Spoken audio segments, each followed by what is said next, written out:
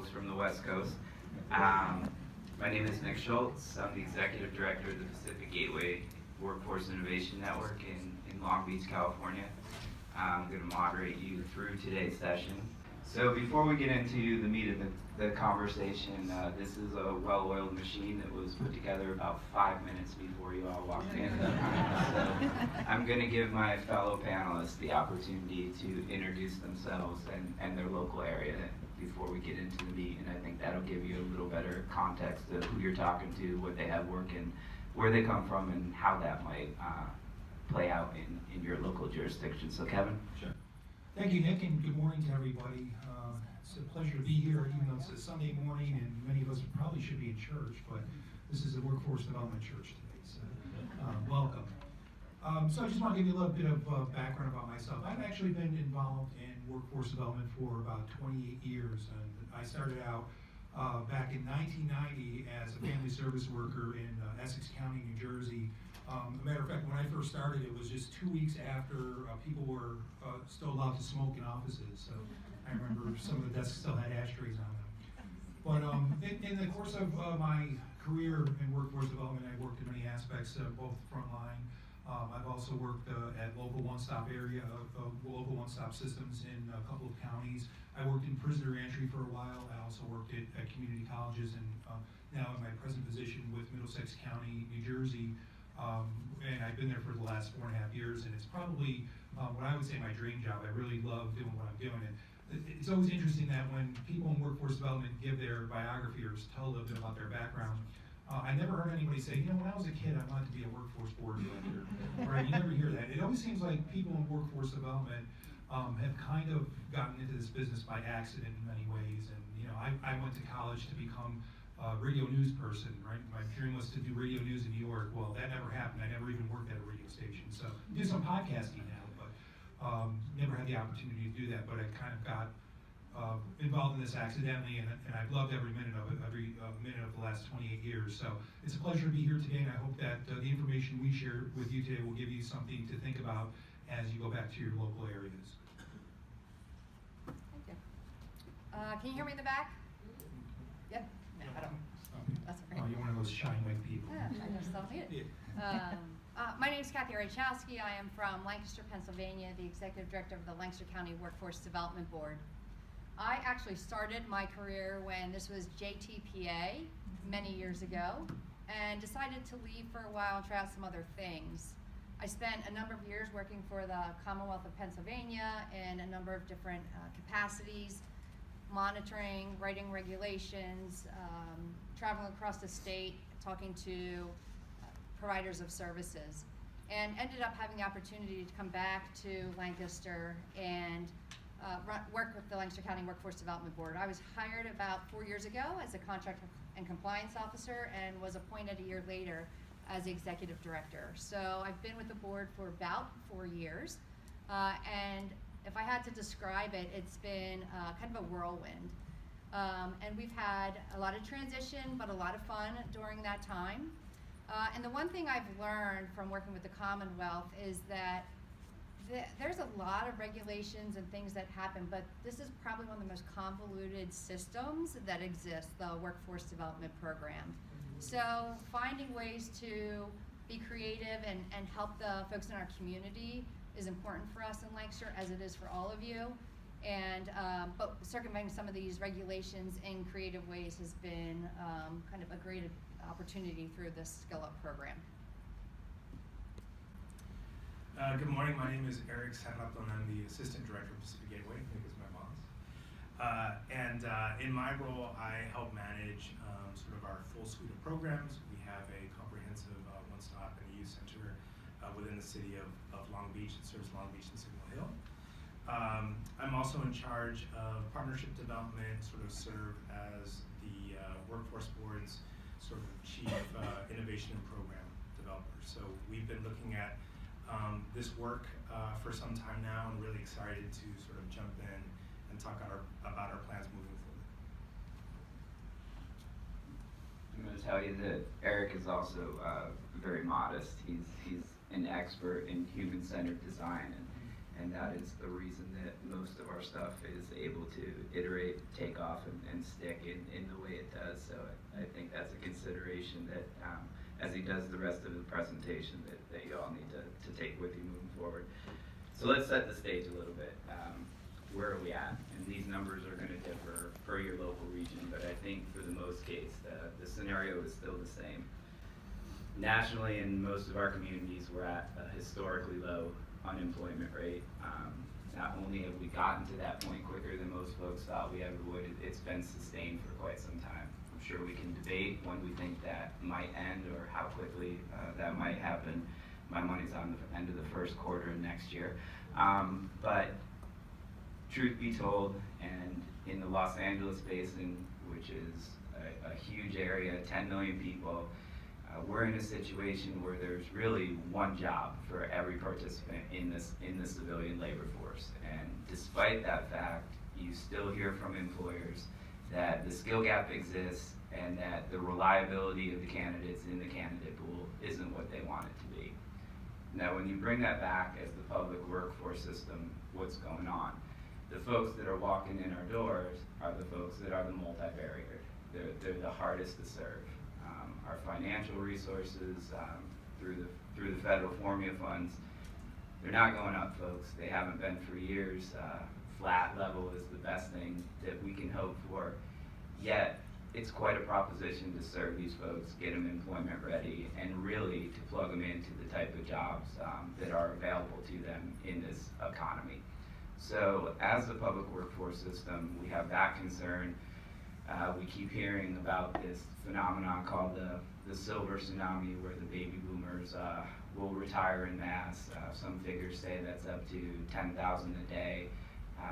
I would argue that they go into the contingent economy and work in different ways, but the trend says they're retiring.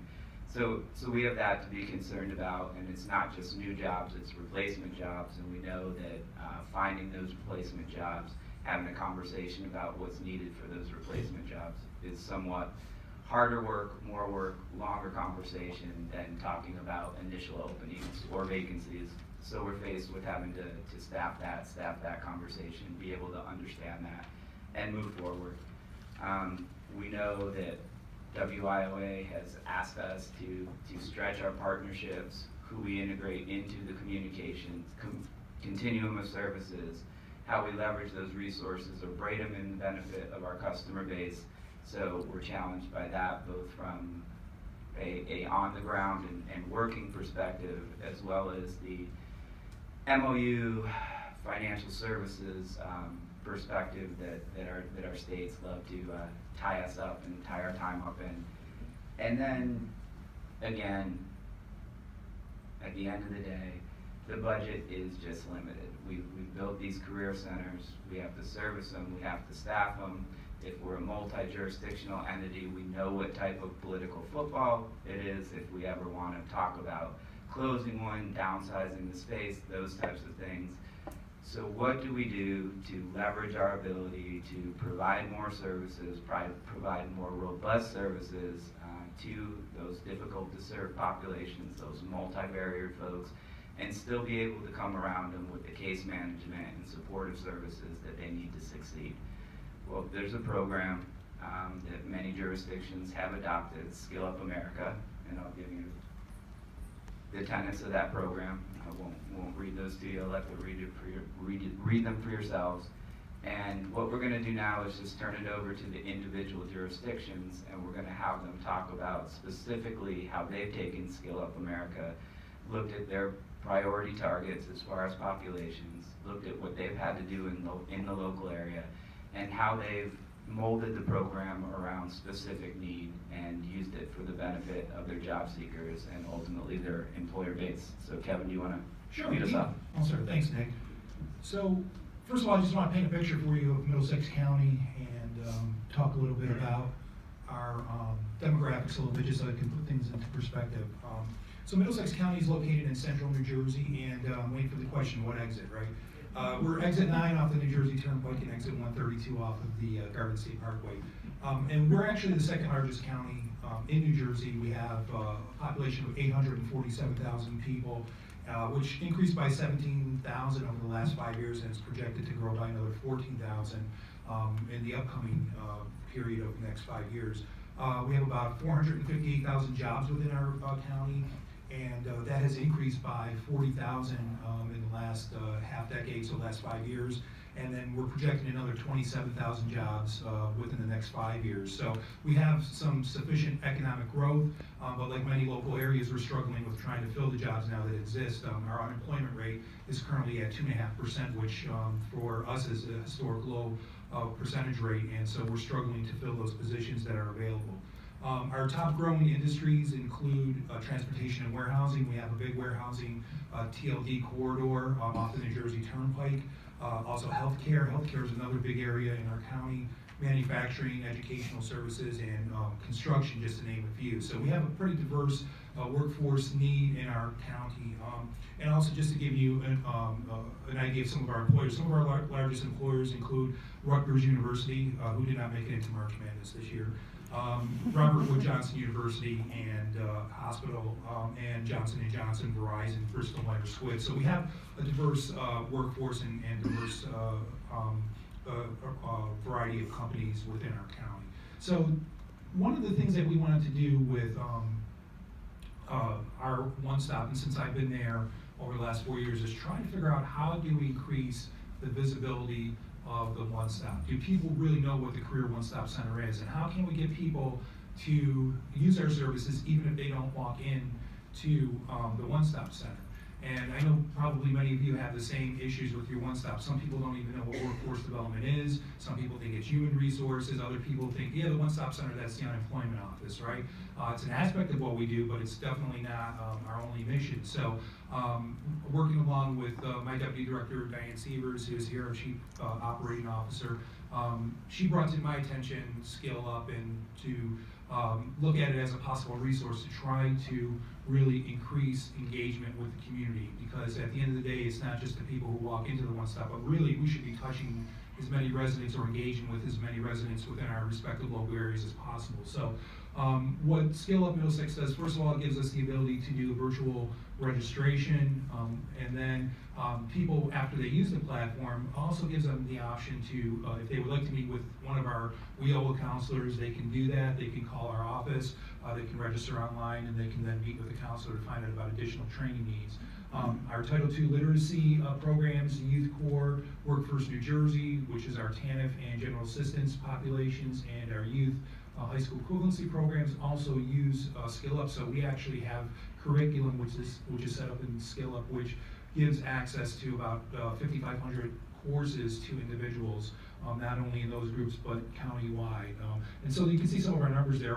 We started doing this a year ago, last November it was, right? We started in November of 2017, and since that time we've had 2,600 people register, with 615 people who we've actually been able to report through our reporting system, which is the One Stop operating system in New Jersey. Our cost per person using this is only $7.74. So when you compare that to putting someone into an ITA or other training programs, the cost savings is significant. And this is something that obviously our chief local elected official likes to see, because he can then show our constituents that we're actually saving taxpayer money. You don't a lot of times think about workforce development and saving the taxpayers money, but that's actually what we're really doing with Skill Up. So it gives us the opportunity to kind of again, bring more interest into workforce development and show that we're doing it at pretty reasonable cost. And then we've had about 5,500 course completions with an average of 6,770 training hours. And just to the right there on the slide is one of our marketing pieces that we put together, also our pop-up sign. And I just want to mention that marketing is the key to this.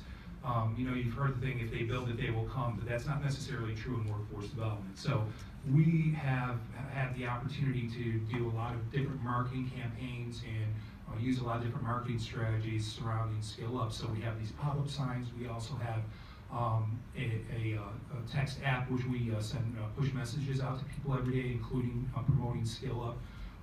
I've also been on several TV shows. I've been on the radio promoting this.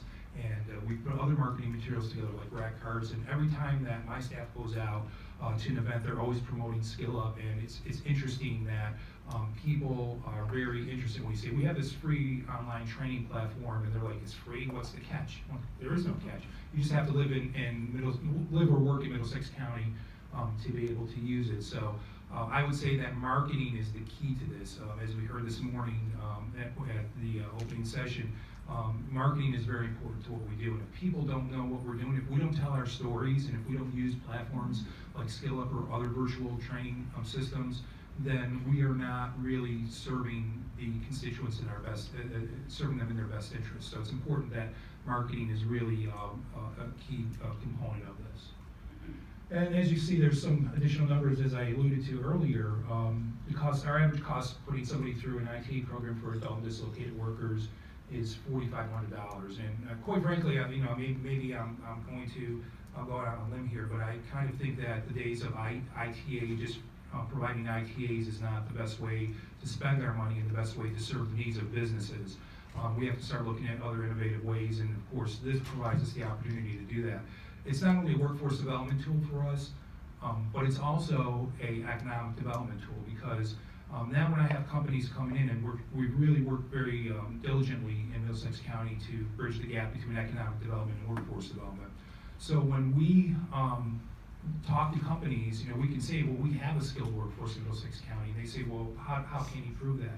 Skill Up Middlesex. We can show them the numbers. We can show them the certifications that are available to people to take. So we have something to show. It's not just saying, well, we have Rutgers University, we have Middlesex County College. We have tangible program results to show these employers, and it's actually really increased our visibility. I can tell you that since we've started using Skill Up Middlesex, the calls that I receive from businesses as a result of this has actually increased twofold. I mean, it's amazing.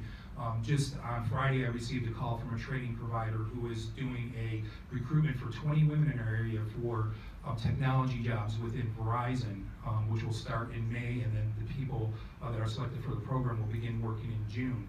And a lot of that is due to the fact that the municipality where these jobs exist knew about Skill Up.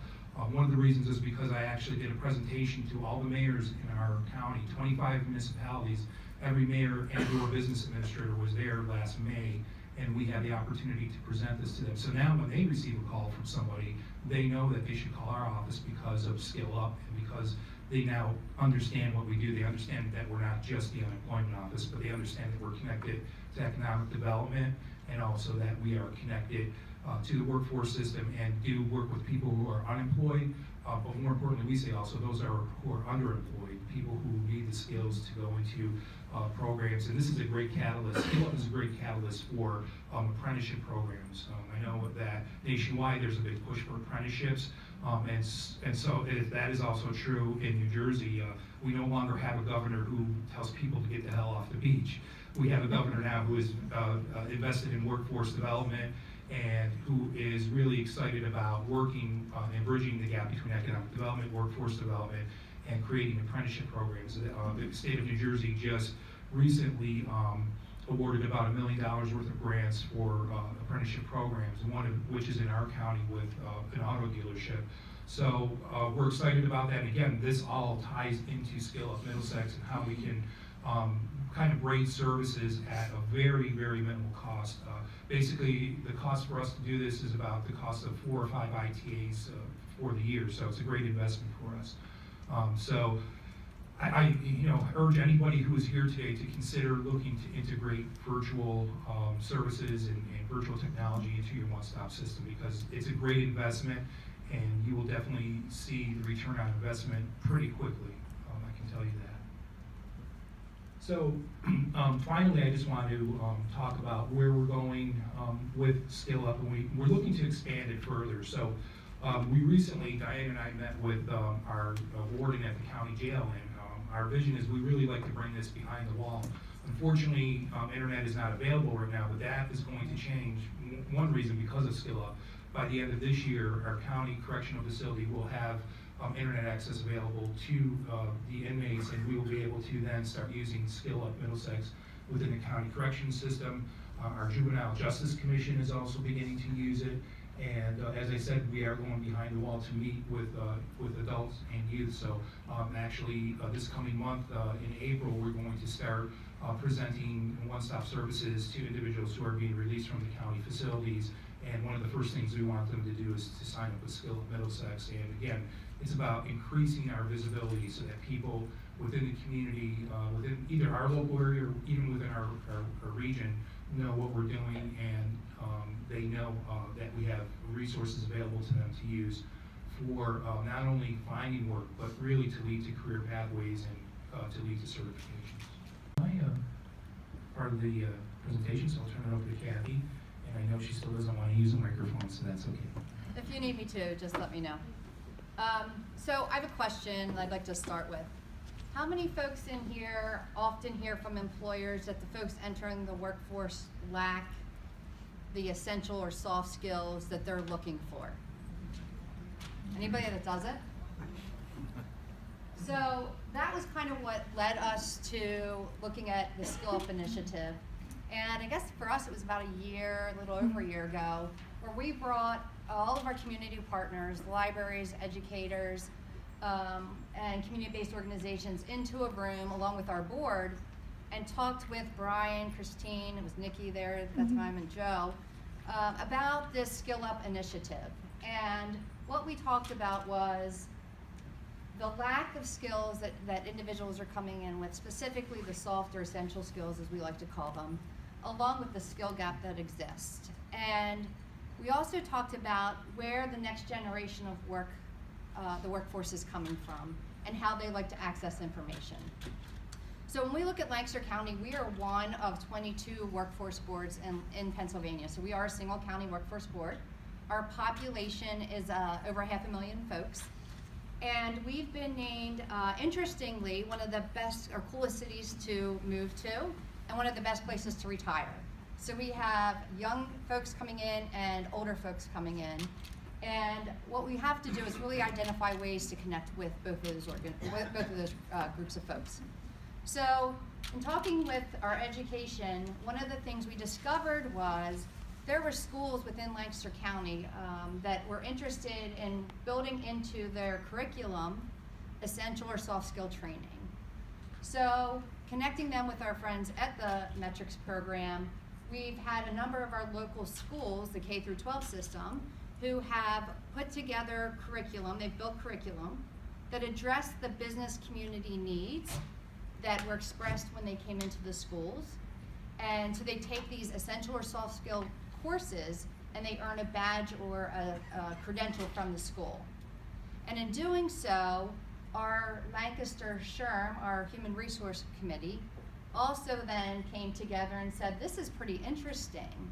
The courses in this program in Skill Up Lancaster provides an opportunity for us to ensure every student that goes through this has been trained on these skills. So they are now working to put together the course content that they would require a young person to have or gone through when they enter the workforce. And we are now working with our Commonwealth, our Secretary of Education, and our Secretary of Labor and Industry to get that as a credential that's recognized in the Commonwealth as a state recognized credential that we can use for our students. So a little bit about, you can see the partners. When we sat in that room and talked about and looked at Skill Up, the question actually that was asked was, it's not what if we do this, it's what if we don't.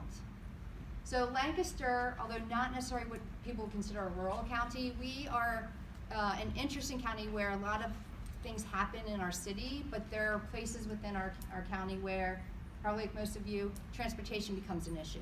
So folks can't get to us or won't come to us, and we kind of live in our little bubble. So taking advantage of partnerships with libraries, with community-based organizations, with other community partners, our K through 12 system, we've been able to make this really a community initiative. We are very clear that Lancaster County Workforce Development Board will not serve the crisis that we're facing alone, nor will our community action, nor will our K through 12 system. But collectively, we believe that we have an opportunity to really address the needs of our business community. So pretty much anyone in Lancaster County has access to over 5,000 courses. And we can take a look at, did we pass our numbers? I'm sorry. So you can see we've had almost 2,500 folks register. Our cost is a little bit higher, $8.14. We do have 11,000 courses completed and then a lot of training hours. So as we continue to bring on additional K through 12, we also offer this with our TANF customers and anyone else that enrolls in the WIOA workforce system. We'll continue to see those numbers grow, and our cost per will be lower than yours. Very good. Well, we'll see. Yeah. Well, interestingly, so let me just tell you how competitive we are in Lancaster. So our folks at Skill Up sent me a picture of their beautiful sign. And I was like, wait a second, like, well, that's not right. So we literally had this made in a couple days to show off here too. But that's what we do. It's all about marketing. It's all about marketing. So a couple of things that we're working on pretty quickly. We are starting to work with our business community to, as you heard me say about our Lancaster SHRM. On the business side of this, there's an opportunity for businesses to enlist internship opportunities that have, and when students complete courses, they can literally get matched to an internship opportunity with a local business in the system. So we're using that as an opportunity for not just the students learning the essential skills, but then employing those essential skills when they get out into the workforce.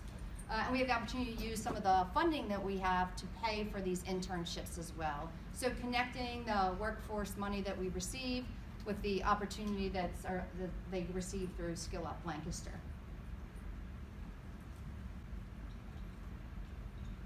Good. That's all you. My name is Erick, and I'm suddenly feeling a sense of sign inadequacy. So you just have to imagine a third amazing sign here. I'll give you a little bit about Long Beach and then our approach to this work. So Long Beach is simply the best city in America. I agree. I've got two. Do I have Are a you third? rated? Are you rated one of the best? In our hearts. Okay.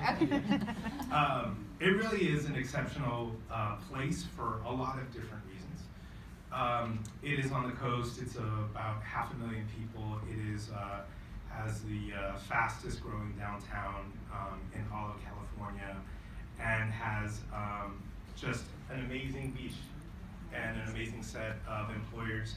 So historically, we've been known, and our place of distinction has been around the fact that we are home to the Port of Long Beach, which is half of the nation's largest ports complex. And while that continues to drive not just our economy locally and regionally, but statewide, we're also very strong in other sectors as well, which include advanced manufacturing, particularly in the area of aerospace and healthcare. So while we are a place of major growth, we've also been a place that has taken it on the chin with a series of major economic setbacks, which have included the closing of a major manufacturing plant that laid off 1,500 workers, and the economic churn around the transition of one of the county's only headquartered Fortune 150 corporations. And so that makes for a very complicated environment, and in that environment, all the things that my colleagues mentioned are absolutely true. But what I think that we can offer as we kind of step into this program is a slightly different approach to our work and why we think this is really important in extending the work that we do. And that is that Pacific Gateway is really focused on customer experience. And Nick mentioned human-centered design a little bit, but it really is something that we focus on, and we do it in a series of sort of organization-wide big session ideas is what they're called every month, where we focus on a piece of sort of the career service continuum. And I will share with you kind of one of the prompts that I've given my team to give you a sense of our perspective on the work. And that is that we approach some of our work from a lens of emotional modes. And so this is the California rabbit hole of like weirdness.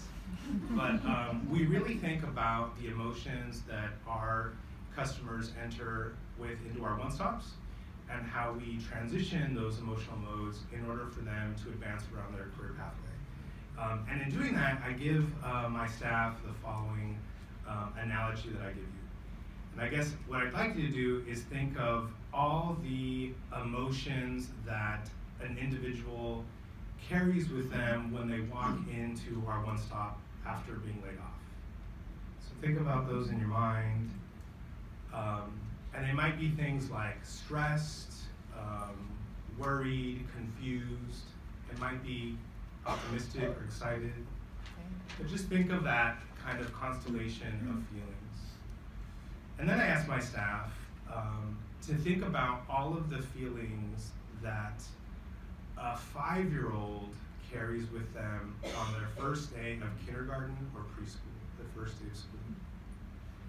And it's really interesting that they're very similar, right? So some are excited, a lot of them are worried, some of them are crying at the door. There's a lot of confusion and anxiety.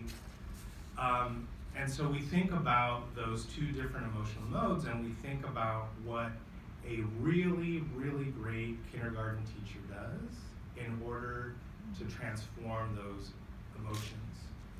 And so as you think about those things, you might think they personalize the space, they have prepped parents about what to expect, they give things for the little ones to do right away so that they're kind of plugged in. And they do all these different things to move people quickly through those modes to a place where they feel like they are learning and engaged, right? And so that's kind of the lens that we apply to our work. And for us, from that perspective, that's why we think this is such an effective way to move our services into that virtual realm. And it's about online, not just as a tool that someone can do sort of in their pajamas at home, but something that they can do right away as soon as they walk into the one stop to transition that emotional note from something of I'm stuck, or I'm stressed out, or there's nothing that you're giving me right away, to something that you can actually do and show them how they're advancing along a career pathway, which is a very different experience for folks. And so when we think about that, we think about how that extends into our partnership development, into our employment engagement, and all the services that all of us provide that are certainly up there. Next slide. One of the ways we've been thinking about this in particular is with a grant that we've gotten called Strengthening Working Families Initiative. I don't know if there's any organizations that are funded in that same round, but we applied for this grant a couple years ago from the Department of Labor. It's all about really childcare. And in response to this RFP, we came up with 2 strategies, essentially 2 categories or buckets of things that we would do. And this is all around the issue of individuals needing childcare while they're in training and in job search. So the first kind of category of stuff is really, really, really hard, but pretty logical, and that is make childcare available when it's needed and as easy as possible. And that has been very, very, very, very hard. Lots of tears back into that kindergarten space about how to make that happen. But the other category of stuff and ideas was about eliminating the need for childcare, so that we're solving that issue from 2 perspectives. And in that space, again, all of the services that you're hearing about are our answer to that, right? So providing working parents the opportunity to track themselves, to experience measured skills gain, to access industry certificates, to do all of that with the flexibility and the technological tools that they need so that they are accelerating as quickly as those that are experiencing in-person training or experiencing our services in a traditional realm. So I share that just to say that as we move forward, we're really looking at it in those 2 kind of dimensions. One is sort of what we offer within the bricks and mortar space and how these services help transition that emotional mode into feeling stuck and confused to something that this is something you can do right away. It's something that you can track your advancement on so that you are feeling empowered and excited about what's ahead of you. And the other is about looking at the opportunities related to working parents and how these services can be offered in a certain sequence that makes it possible for a mom to do some learning and come into the center when she needs help, but also do that on her kitchen table and really allow her to compete with the rest of the workforce. Beyond that, I'd say that we're just really excited about the forthcoming sort of development of these tools, certainly looking to learn from Pennsylvania, get a cool sign, and kind of just march forward with these concepts. Thanks, Nick.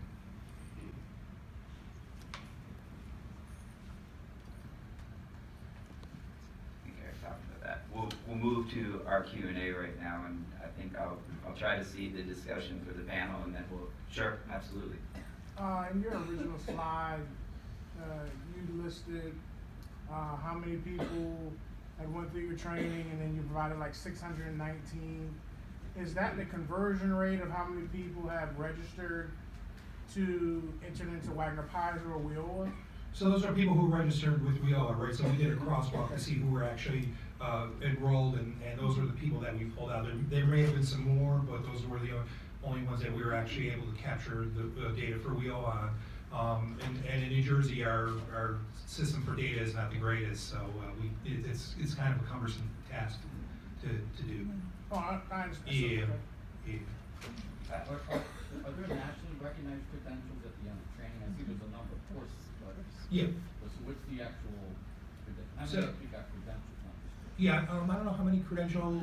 Over 100. There's over 100, and some people can go on there and then take the courses, and then actually take the exam for the different credentials that are offered. I know some of them are, there's like the SHRM credential for human resources, Six Sigma training, and the credential for that, and various others, project management. So for example, in our local one-stop area, for some reason, project management is the hot ITA right now, right? Everybody wants to go into project management. So we try to divert people over first to skill up, and they can do their certification there, again, saving us some money, and hopefully making it a little bit more convenient for that person to take the course and the certification.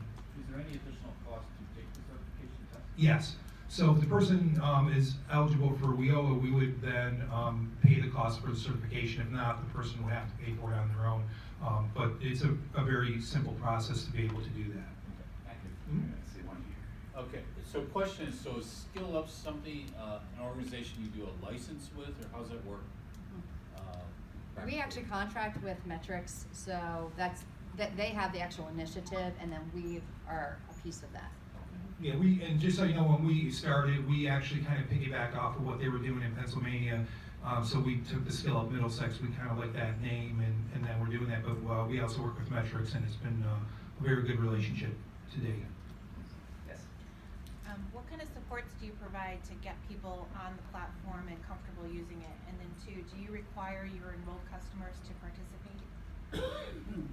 I can say for us, we actually take advantage of our partnership with the IU13. So they do integrated education and training, and they use some of the career pathways in here to work with some of our customers.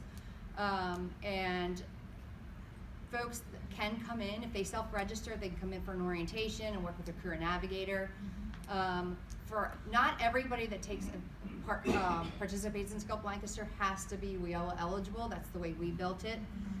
We take advantage of other resources to help cover the costs that we have to pay for that. But our IU13 and our career navigators also are partners in this, and they help to run people through the course, make sure they're providing the support they need. We can run stuff in Spanish, which is nice because we do have a large Spanish-speaking population. And then in the schools, in our K through 12 system, their teachers are part of the process. So again, working with our Lancaster SHRM, our businesses, identifying curriculum for the students to take, and then the educators have been trained, and they work with the students in the classroom.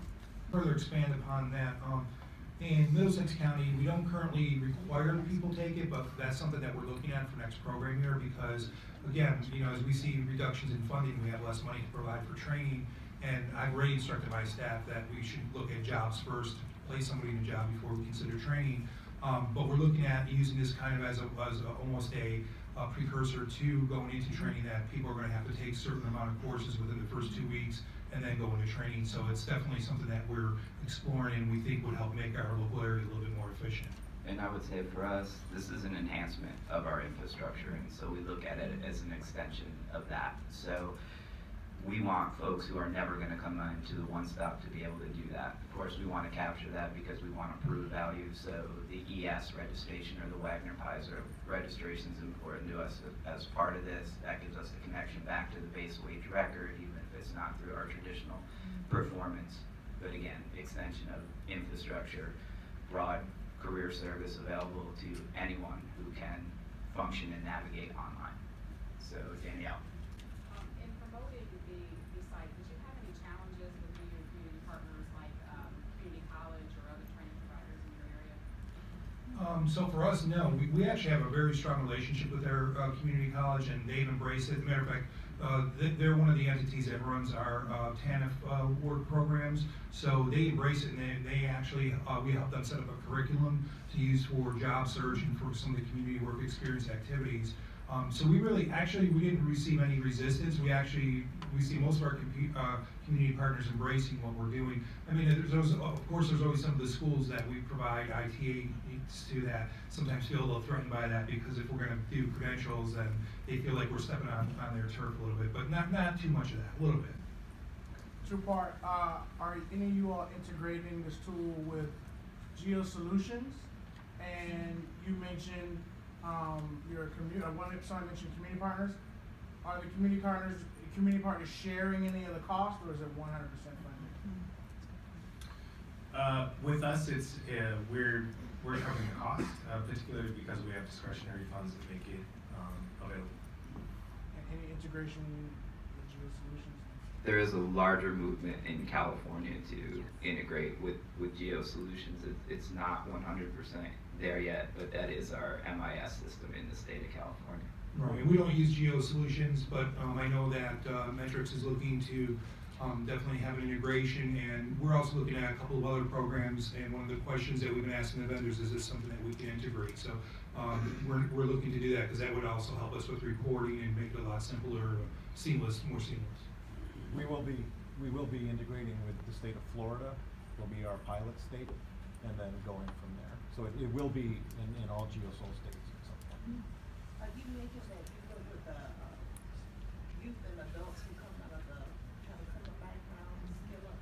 Do you have agreements with employers that can't get jobs? How do you look around their background once they get that job? We actually have a nationally recognized reentry program, and I will just say our career navigation, our reentry team is probably one of the strongest that I've seen. They are connected to employers. In fact, you walk in our reentry room and you see folks getting jobs at $25 an hour with their criminal backgrounds. But I also say we have legislators that are very interested in helping folks with a criminal background have some of their record expunged. So I think, again, it's a community effort, but yeah, we have incredible opportunities for our folks with a criminal background to get placed at great paying jobs. Right there.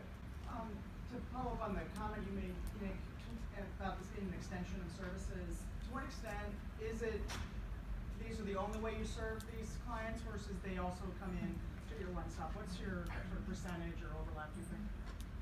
Well, I mean, it's basically, I think, as Nick alluded to, really an extension of all of our services. So it's another tool that we have. I don't necessarily know if we have a breakdown of the percentages at this point, but I mean, I can tell you, for example, we know that on a given basis, about 8,000 people walk through our one-stop through Wagner-Pizer, and then according to our data from last year, only about 400 people received actual training programs or ITAs. So this gives us again the ability to reach out to some of those other people in addition to whoever else doesn't walk into the one-stop. And so I would go ahead, Eric. So I speak to that too because one of the things that we've been doing is just kind of air out our dirty laundry in front of my boss. But so we've been looking at the journey map of a customer from the moment that they walk in the door all the way to we exit that file. And one of the figures that we're not particularly proud of right now is that on average, it's 281 days between sort of walking in the door and the first paycheck. Right? That's kind of the. About 6 months. Okay. And so, and that includes training and everything, and some are longer and some are shorter. But we asked our staff if we were to go out on the street and say, hey, you should walk in this place, and then like 7 months later, people might run the other way, right? So we looked at that journey map, and we looked at where there were moments of intensity of contact and where that sticky relationship completely dropped. And so we know that it is for us within the training period and then between training and employment and some gaps in between. And so what a system like this allows us to do is to sort of analyze that and resequence that, because you can keep them activated with different things that they can access on their own. You can collapse the training period in most cases to make it sort of accelerate across that. And so we're looking at of reducing that 25% in this year, and we're on track to do that by employing a lot of these different strategies. So we are integrating it into what happens within our bricks and mortar facility as well, so that folks are experiencing a combination of services. So the other thing I would add to that is a few years ago, in relation to one of those large layoffs Erick talked about, we got some discretionary dollars from the Department of Defense, and we actually put together a platform, and it's a content agnostic platform, so the metric stuff can live within that platform, but it essentially extends all of our services from our one-stop virtually, and it actually has check, knowledge capture, those types of things. And so if you're in here, you're doing online learning, because we dealt with that question, right? How effective is it? How do you know how people are progressing? Those types of things. If you're not getting through the knowledge checks that are set up in the system, you'll get a pop-up box that essentially says to you, hey, we have this career service advisor, this career counselor available to you, or this type of workshop, would you like to come in? You may be eligible to enroll in a program or service that'll help you get to your career needs. So somebody who's picking it up out in the universe wants to use the platform to try to advance themselves. If that's not working out for them, our other technology will capture that and attempt to bring them in for more of the sticky type of service. Go ahead, Erick. I'd add just one thing too, is we looked at sort of all of our training kind of expenditure and what's possible when you shift resources when the cost per is so low. And so we brought our staff together and asked kind of 3 questions when we looked at all of our training, everything from like workshops to traditional ITAs, and it was, what is that ITA, what is it doing, what could it do, and what should it do? And so a lot of our career counselors had a lot in the should category. And in order to do that should category, we needed to be able to shift some of our resources in other ways, and this will allow us to do that. So with the internship matching piece, did you have to build out the employer match end of it, or did you channel it in from somewhere else? Well, we're lucky enough to have a really good relationship with our friends at Metrics, so they've been very supportive in helping to start to build that. Mm-hmm. Yep. There's so many training programs that include soft skills. Have you had a pathway for employers to come back and say, Skill Up was gave me a better candidate versus some of your other training programs? So right, that's where our career navigation or K through 12 partners become a piece of, and the businesses that are part of it. It is not just we say here's what it is and they just kind of go work through it. It really is taking our business service team, taking the K through 12 educators, and really making sure that there's conversations that happen. And again, those recommendations are Lancaster SHRM, which is a huge resource for us, coming and saying they've gone through this content, this is what we would like to see those students participate in, and then allowing them to employ them, those skills is kind of how it's been working. But yes, we do have a business service team that works with the businesses, and Lancaster SHRM is an active part of what we do. In Lancaster County, for your reentry program, 2 questions. Do you work with those that are still incarcerated, and if so, do you utilize Title I funds? So we have not been able to get their IT department to be able to just access that. So the prison has not allowed us to bring that in yet. That is an ongoing conversation. In fact, I think you guys are working with 2 states right now, and then we will use that as a model for the folks in the prison. When folks come out of the prison, they are referred to our one-stop, and when they self-identify or they've been referred, they will go up into our reentry. We would love to be able to get in there, but again, that's all based off of, will the prison allow that to happen? Do you have enough outcome, or do you have any outcome data yet that tells you, that connects participation or completion to either employment outcomes or higher interest? So I can't give you specific numbers, but I will tell you this, Middlesex County, which has invested several $1 million into rebranding and marketing, they have done several marketing campaigns. Tomorrow, they start a new campaign, or recording, doing some videos for a new campaign called Where Education Meets Opportunity, and that campaign is going to feature several people who have used Skill Up and then have become employed or promoted as a result of that, and also talk to some of the businesses. So anecdotally, we know from those individuals that yes, we've seen that.